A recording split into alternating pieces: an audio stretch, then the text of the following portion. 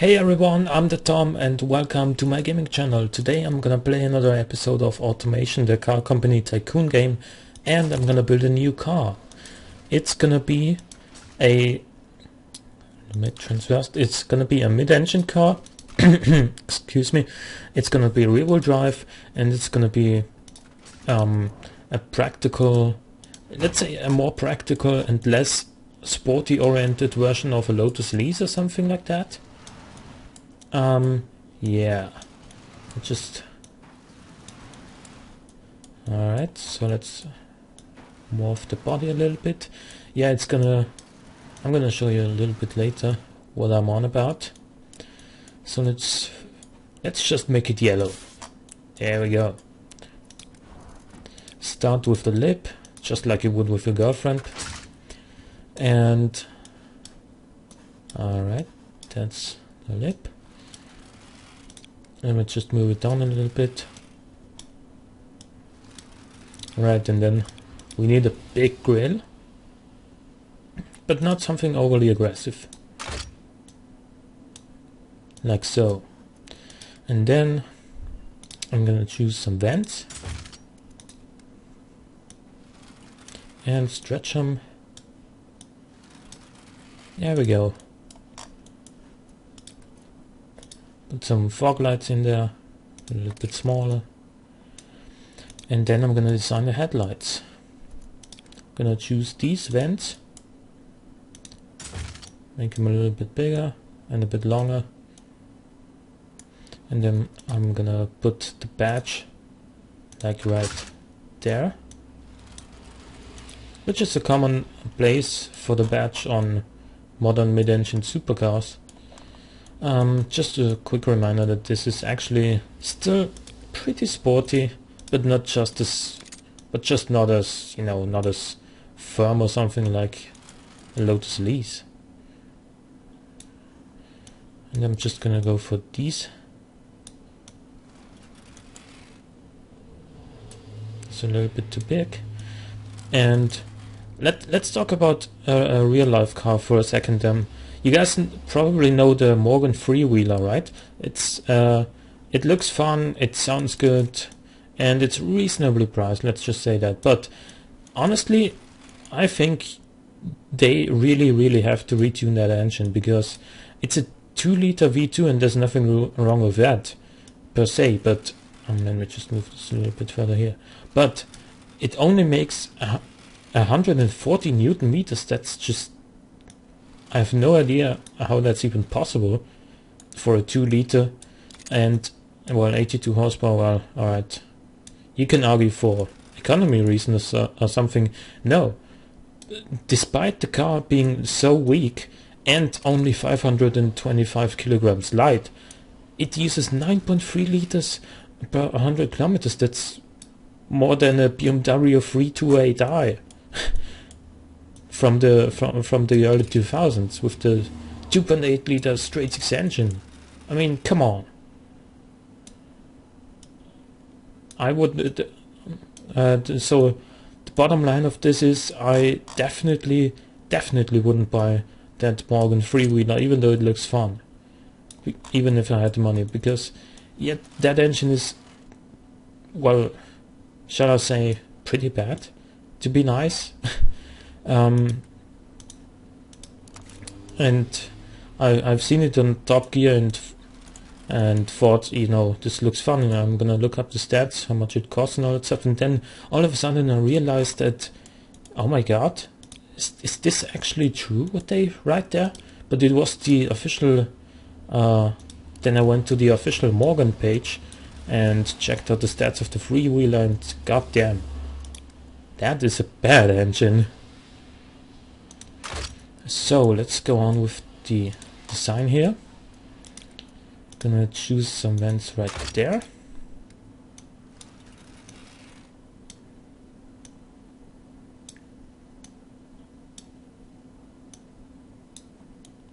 And I'm gonna place this grill in between. Alright. Now a little bit higher. And there we go. Then we obviously need 2 exhausts. And we need a lip. We don't necessarily need a wing, but I'm gonna put one on it regardless because it's still kind of sporty. Not full on super sport like, but still more sporty than anything else. But with a good mix of practicality and ride comfort at least. It's not gonna be luxurious because it's gonna be light. But then, yeah, it's also gonna have an engine with, I think, 250 horsepower, which should be enough, considering this car is gonna be lightweight. And let's just make this like so, and put some braking lights in there.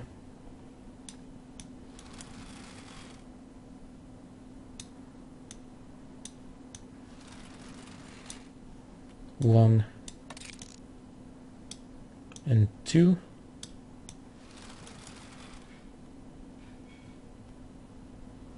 Come on, yeah. There we go. And here we're gonna, in this section, we're gonna place these vents. Right. Now we need some tail lights, and before that I'm gonna place the patch right here.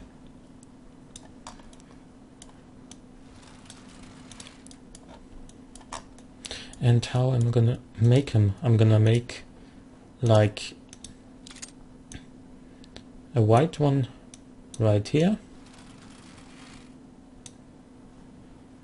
Then I'm gonna place a few red ones.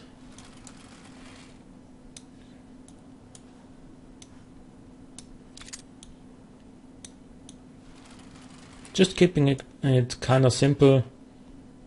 First of all, because many people like simple designs. I can't really say for sure whether I prefer simple or complicated designs. I think both of them can look. I mean, what is the simple or the complicated design? It's just, well, that doesn't exist. But I mean, complicated designs can look just as good as simple designs. Some of them at least, but some simple designs look terrible as well. And I'm gonna go for this indicator right there. Gonna turn it a little bit though, rotate it I mean.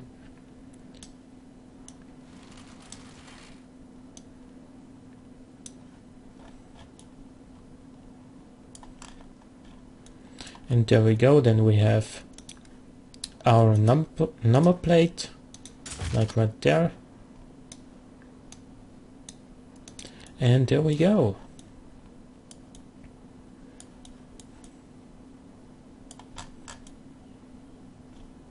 For the engine, I already prepared something, so I'm just gonna pick that. Let me see if I can find it quickly. If not, well, then we'll just have to wait a little bit. There it is. Alright, it's a 1.5 liter turbocharged inline-4 engine. Gonna choose a 6-speed single clutch sequential gearbox, just like in the rally cars. Because why not? After all, it is kind of sporty at least. And it revs to 9,000 RPM.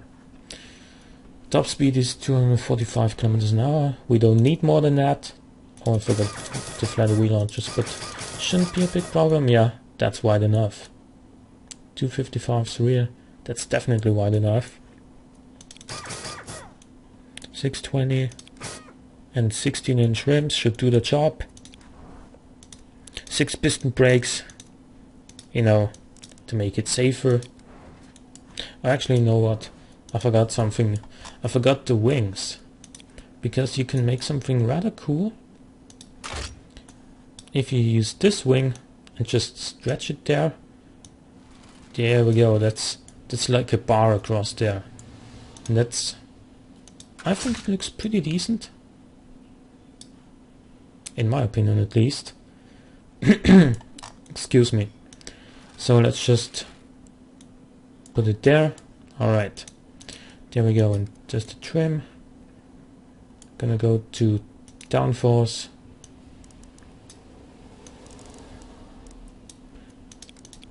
I actually should increase this a little bit more.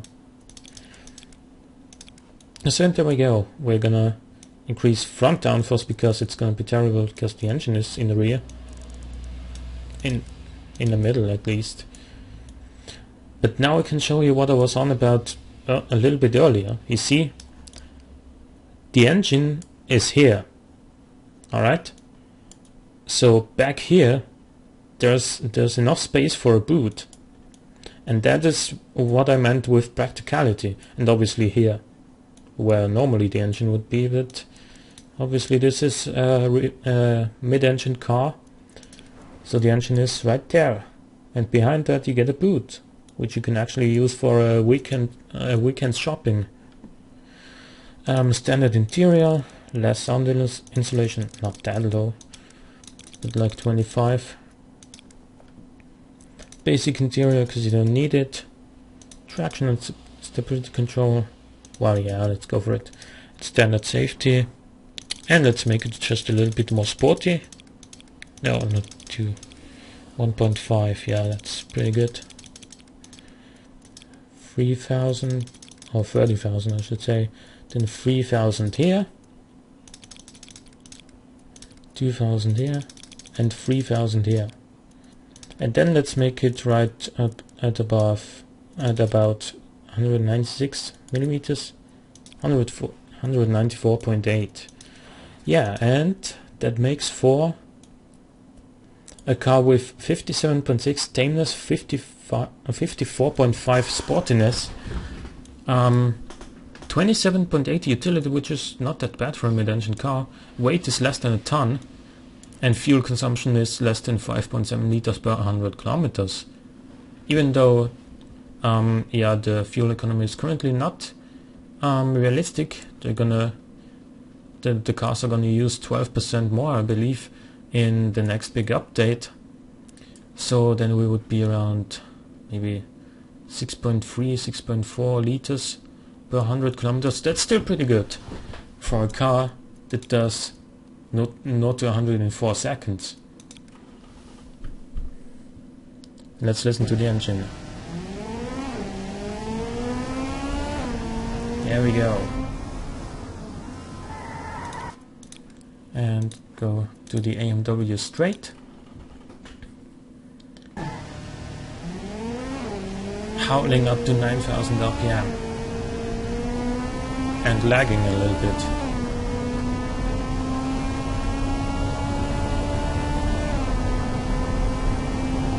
That's 200 kilometers an hour in around 17.5 seconds. Considering this car only costs $10,703 to build in total, I think it would go on sale for like 30 to 35,000 euros, something, which is pretty okay considering that its closest rivals are probably cars like the Alfa Romeo 4C, or let alone the Porsche Cayman, which cost a lot more than this. So I think it could be pretty useful, and I hope you like the design. If you do, please comment, rate or subscribe, and thanks for watching. I'll see you next time.